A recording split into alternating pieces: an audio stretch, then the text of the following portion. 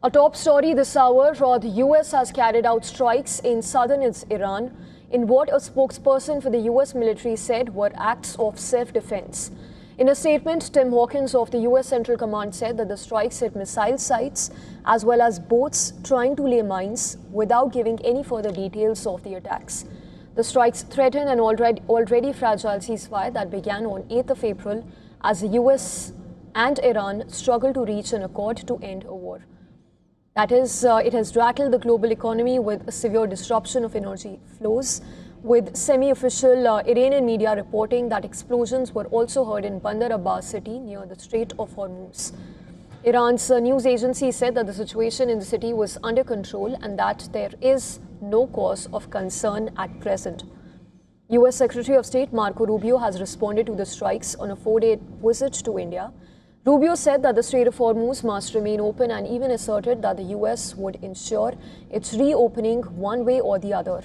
In fact, at the same time, Rubio expressed optimism about reaching an agreement with Iran. Referring to the ongoing diplomatic efforts, Marco Rubio said that there were some talks ongoing in Qatar today and that they will see if progress can be achieved. There's a lot of back and forth discussion over specific language in the document, so it must take a few days, is what Marco Rubio said. Speaking about President Trump's position, Rubio added that the president is either going to make a good deal or no deal. And this while talks are underway, with Trump demanding a resolution to enrich uranium inside Iran, which has been a key sticking point. Trump on his Truth Social network even said that he expected Iran to hand over its enriched uranium to the U.S.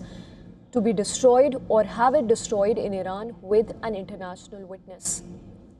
Earlier at the Memorial Day observance at the cemetery, Trump paid tributes to the fallen U.S. service members and went to say that Iran will never have a nuclear weapon. These incredible men and women gave their lives to ensure that the world's #1 state sponsor of terror will never have a nuclear weapon. Oh, and they won't. They will never have a nuclear weapon. I'm sure you know that.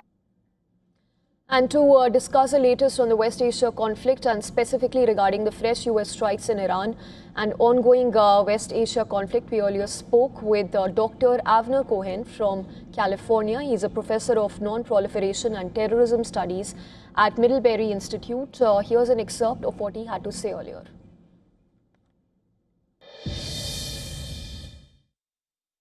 Well, my reading is that it reflects a number of things. One is that the ceasefire is very, very fragile, and local developments could easily disrupt this ceasefire.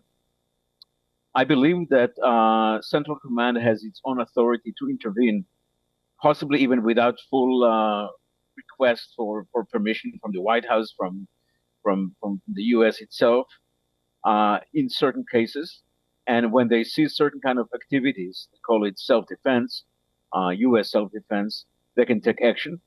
But I think the real meaning and why that permission was given is to signal that the ceasefire is fragile and the U.S. is still highly deployed and very fast could change the mode and could move into attack. So this is kind of example and reminder to the Iranians, this could change very, very fast.